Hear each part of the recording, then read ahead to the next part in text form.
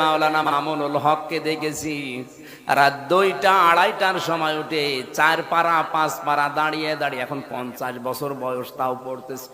আমার 33 বছর বয়স, আমার পা লেগে যায় 2 পারা পড়তে, অথচ তার মাথায় ব্যথা।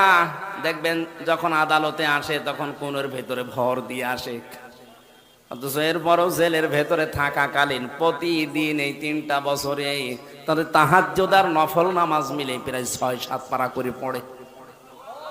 আমরা পারি না।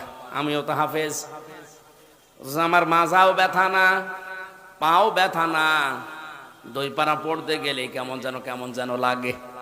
আমার বয়স 33, ওনার বয়স 50, তারপরও ইবাদতে আমি পারছি না ওনার সাথে।